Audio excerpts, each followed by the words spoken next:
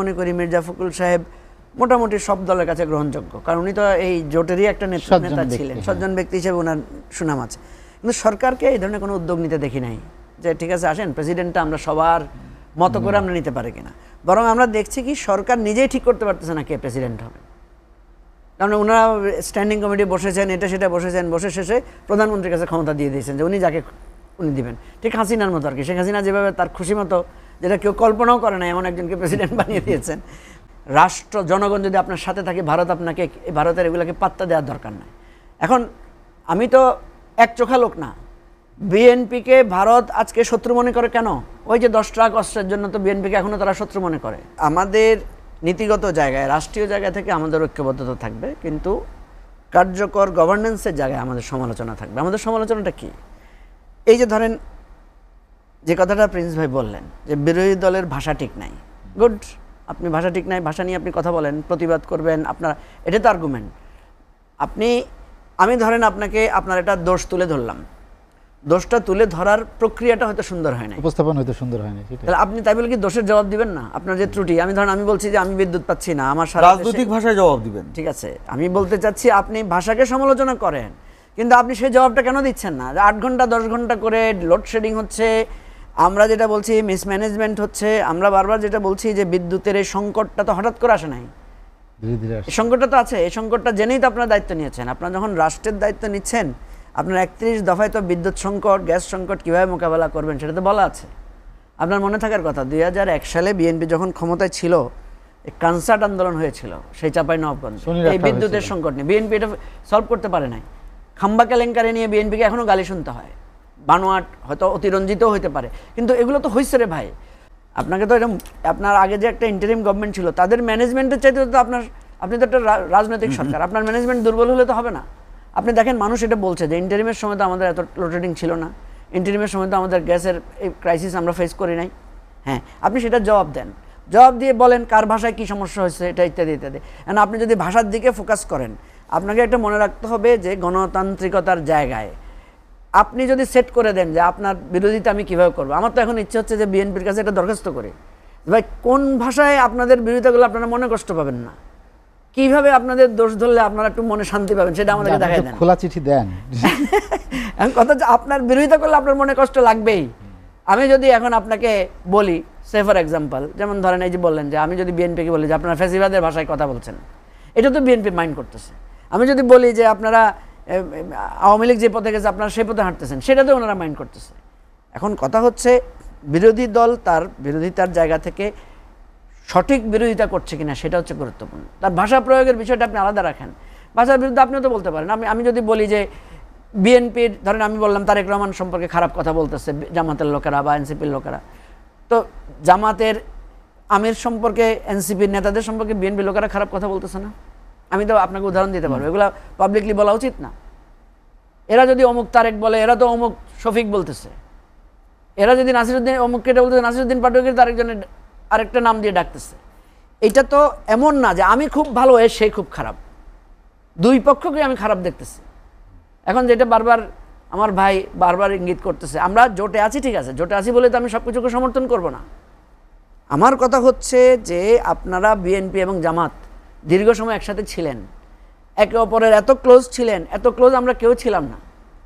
এত ক্লোজ ছিলেন, এত কাছাকাছি ছিলেন, আপনারা আজকে ক্ষমতার প্রতিদ্বন্দ্বী বলে আপনারা একজন আরেকজনকে কটু ভাষায় কথা বলবেন কেন? দুই পক্ষ বসে, দুই পক্ষ তো দেখি মাঝে মাঝে খুব ভালো করে বসেন, মারামারিও করলো, সেদিন দেখলাম আমার আলিয়া মাদ্রাসায় দেখি আবার কোলাকুলি করতেছে। গুড, যার যারটা সামলান। জনাব তারেক রহমান মাননীয় প্রধানমন্ত্রী, উনি ওনার দলে বলুক যে ওরা আমাদেরকে যত গালি দেখ আমরা গালি দিব না।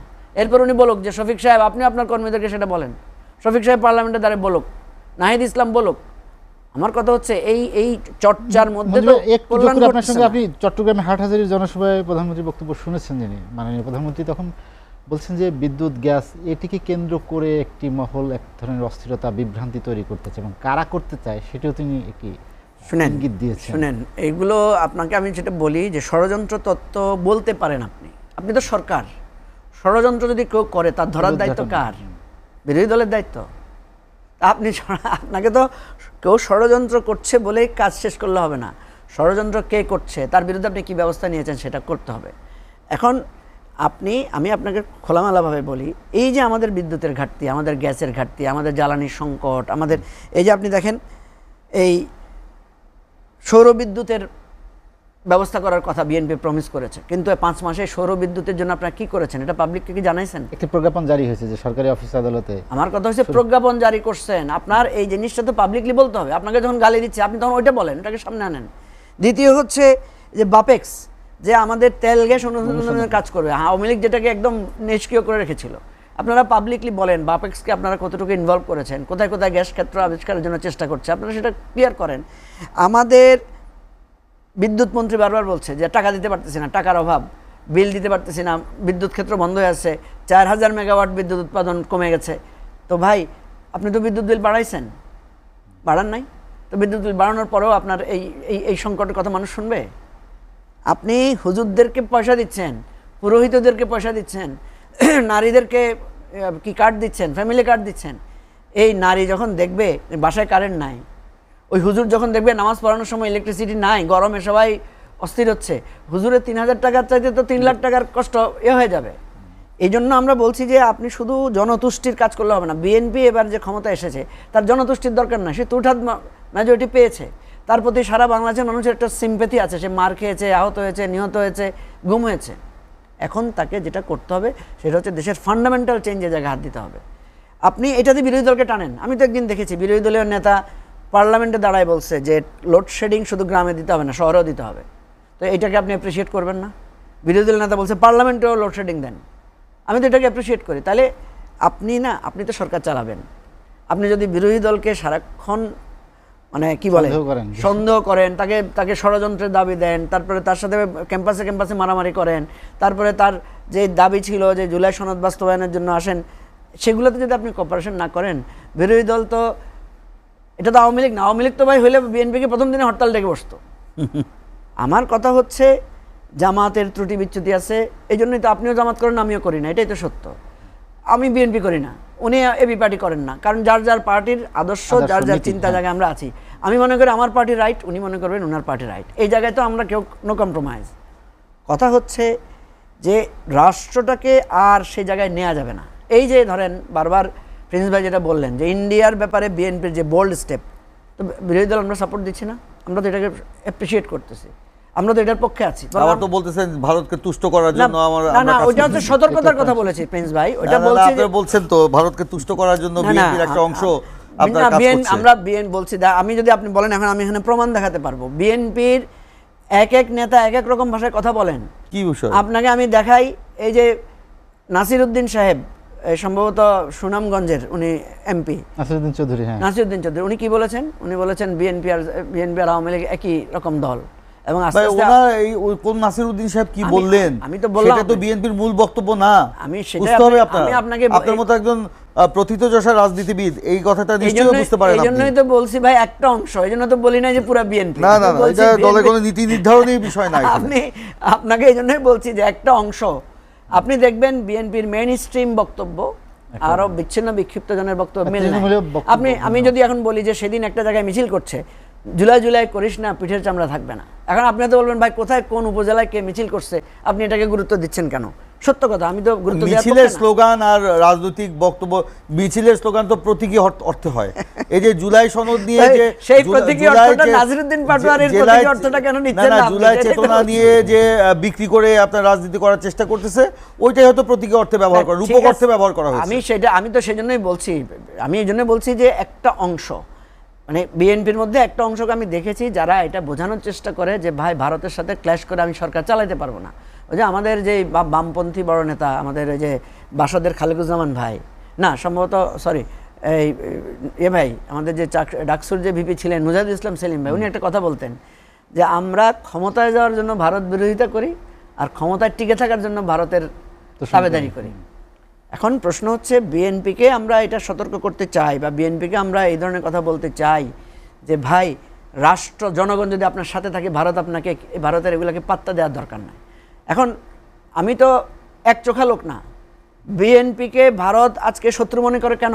ওই যে 10 ট্রাক অস্ত্রের জন্য তো বিএনপিকে এখনো তারা শত্রু মনে করে না? করে তো। এগুলো তো আমি বলতে চাইলে এখন অনেক বিএনপির পক্ষে আমি কথা বলতে পারবো। আমার কথা হচ্ছে আমি তো এখন আপনাকে বিরোধিতা করতেছি কোনো ভেজলেস করতেছি কিনা, that would be the point. ক্ষুধাতুর শিশু চায় না স্বরাজ, চায় মুঠো ভাত একটু নুন। খুবই তাৎপর্যপূর্ণ কথা। আমরা মানে গ্যাস আমদানি করছি, এলএনজি নির্ভরতা, আমরা যত কথাই বলি এটা আমাদের একটা মিডল ক্লাসের ডিসকাশন।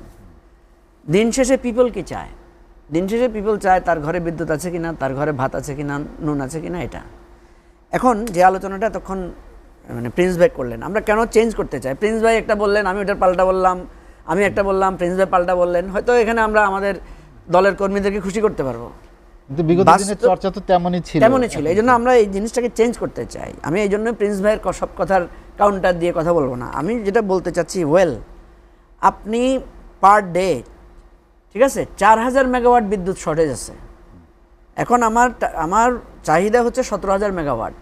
4000 মেগাওয়াট দিতে পারছি না আমি। 4000 মেগাওয়াটের শর্টেজের কারণে এটা হবে। এই দুইটা কথা অপোজিশন এন্ড অপোজিশন বসে বলে জাতির উদ্দেশ্যে, যে উনি যেটা বললেন যে প্রধানমন্ত্রী আমাদেরকে অনুরোধ করেছেন, বিরোধী দলের নেতা তো অনুরোধ করা উচিত। তাহলে বিরোধী দলের নেতাকে প্রধানমন্ত্রী ফোন করে বলুক বা বিদ্যুৎ মন্ত্রী গিয়ে বলুক। সেদিন আপনি জানেন যে আমাদের 11 দলের উদ্যোগে আমরা একটা অবস্থান কর্মসূচি নিয়েছিলাম। সেখানে আমরা বলেছিলাম যে ঠিক আছে আমরা সচিবালয়ে যাব। পরে আমাদের মধ্য থেকে একজনের পরামর্শ দিলেন যে সব সময় আমরা সচিবালয়ে যাব কেন, সচিবালয় থেকে লোকেরা এসে এখানে কথা বলুক, ওনারা এসে বলুক যে এই সংকটে, যে উনি এখন বললেন যে গ্যাস আর 4 দিন পরে ঠিক হয়ে যাবে। যখন এই ধরনের মানে রিফর্মটা শুরু হবে, মানে আমরা শুধু যাই দাবি জানাবো না, সরকারের পক্ষ থেকে এসেও আমাদেরকে জানাবে যে হ্যাঁ আপনাদের দাবির প্রতি আমরা সন্তুষ্ট, কিন্তু আমাদের এই ক্রাইসিস আছে। শুনেন, আমি আজকে বিএনপিকে ডুবাই ফেললাম, কালকে ক্ষমতা আমি আসলে আমিও তো সংকট সমাধান করতে পারবো না, কথা তো এটাই। তাহলে আমাদের বক্তব্য হচ্ছে যে এই জিনিসগুলোতে, যেটা আমার ন্যাশনাল ক্রাইসিস, সেই ক্রাইসিসে আপনারা ঐক্যবদ্ধ করছেন না কেন? দায়িত্ব তো সরকারেরই বেশি। সরকার যদি আহ্বান জানায়, বিরোধী দল যদি না যায়, বিরোধী দল যদি সে ধরনের কথায় সাড়া না দেয়, তাহলে তো পিপল বুঝবে যে এই বিরোধী দল খারাপ বিরোধী দল। আমি তো এখন পর্যন্ত দেখি নাই যে সরকারের কোনো আহ্বানে বিরোধী দল সাড়া দেয় না। উনি যে কথাটা বলেছেন সংস্কারের জন্য বিরোধী দল যায় নাই কেন, সংশোধনের জন্য, বাইরে বিরোধী দল তো বলছে যে আপনারা সংস্কারের যে পরিষদ, এটা তো শপথ নেন নাই, এটা গণভোটের রায়, এটা করেন নাই। বিরোধী দল যেতে পারে না, কারণ সে তো এই গণভোটের রায়ের পক্ষে অবস্থান নিয়েছে। এখন আপনি পরামর্শের, আমরা তো আমরা যে ঐকমত্য কমিশনে বসেছিলাম, সেখানে তো সব দলের পরামর্শ ওখানে লেখাই আছে। আপনি তো জানেন জাহিদ ভাই, ওখানে বিল আকারে লেখা হয়েছে সবগুলো প্রস্তাবনা, এবং বলা হয়েছে এটা অটোমেটিক্যালি কিন্তু ইমপ্লিমেন্টেশন হয়ে যাবে। তাহলে এটা তো ওইভাবে তৈরি করা আছে 180 দিন। সুতরাং হ্যাঁ, বিরোধী দলের তো কথায় বিরোধী দলকে অ্যাকোমোডেট করতে চাচ্ছেন, বিরোধী দল সেখানে যাবে কেন? আসেন এখন কথা হচ্ছে এই গ্যাস এবং বিদ্যুতের সংকট। আরেকটি প্রশ্ন ছিল, গ্যাস, আমি এটা শেষ করে ফেলি। গ্যাস এবং বিদ্যুতের সংকট সরকার সমাধান না করলে, আমি আপনাকে বলি, আমরা রাস্তায় নামি না নামি, আপনি দেখবেন বিভিন্ন জায়গায় বিদ্যুৎ কেন্দ্রে কিন্তু ঘেরাও হচ্ছে, বিভিন্ন জায়গায় পল্লী বিদ্যুতের জায়গায় ঘেরাও করতেছে। আমাদের যেহেতু একটা গণ অভ্যুত্থানের মধ্যে দিয়ে আসছে, মানুষ কিন্তু এখন কথা রাস্তায় নামবে, এই ফ্লো এখনও রয়ে গেছে মানুষের মধ্যে।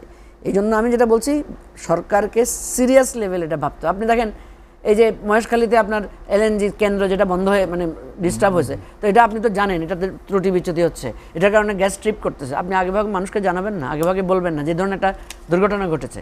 তাহলে আপনি যদি জনগণের প্রতি দায়বদ্ধতা অনুসরণ না করেন, পিপল তো মনে করবে যে সরকার ফেল করতেছে। বীর মুক্তিযোদ্ধা কর্নেল অলি আহমেদ বীর বিক্রমকে প্রার্থী করেছে, নিশ্চিত পরাজয়, তারপরেও কেন প্রার্থী দিল, এবং তাও একজন বীর মুক্তিযোদ্ধা বীর বিক্রমকে কেন নিয়ে আসলেন? প্রথম হচ্ছে দেখেন, আমরা 11 দল ওইভাবে একটা প্রার্থী দেওয়ার ব্যাপারে আমরা কিন্তু খুব বেশি মানে যে খুব ওভারওয়েলমিং খুশি হয়ে দিয়েছি বিষয়টা এমন না। আমরা চেয়েছিলাম যে একজন সর্বগ্রহণযোগ্য ব্যক্তি হোক, রাষ্ট্রপতির জায়গাটা একজন নিরপেক্ষ লোক, নির্দলীয় লোক, বা সবার কাছে গ্রহণযোগ্য একজন লোক। আমার দলের লোকের প্রতিও আরেকজনের গ্রহণযোগ্যতা থাকতে পারে। যেমন আমি অ্যাপারেন্টলি মনে করি মির্জা ফখরুল সাহেব মোটামুটি সব দলের কাছে গ্রহণযোগ্য, কারণ উনি তো এই জোটেরই একটা নেতা ছিলেন, সজ্জন ব্যক্তি হিসেবে ওনার সুনাম আছে। কিন্তু সরকারকে এই ধরনের কোনো উদ্যোগ নিতে দেখি নাই যে ঠিক আছে আসেন প্রেসিডেন্টটা আমরা সবার মতো করে আমরা নিতে পারি কিনা।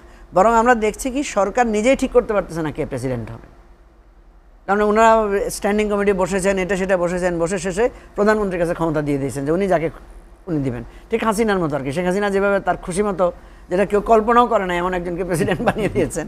যাই হোক, এখন কথা হচ্ছে বিরোধী দল যখন কোনো ধরনের অ্যাপ্রোচ পায় নাই, আমার কাছে যেটা মনে হয়েছে যে জামাত কর্নেল অলি সাহেবের সাথে যখন জোট করে তাদের হয়তো কোনো একটা আন্ডারস্ট্যান্ডিং ছিল, সিনিয়র পলিটিশিয়ান, ওনাকে ওনারা প্রস্তাব করেছেন। আমরা আমাদের হয়তো কারো কারো মত ছিল, দ্বিমত ছিল, কিন্তু ফাইনালি যখন সবাই মিলে করেছে আমরা বলেছি ঠিক আছে, অসুবিধা নেই, এটা একটা গণতান্ত্রিক রীতি আকারে দেওয়া হয়েছে।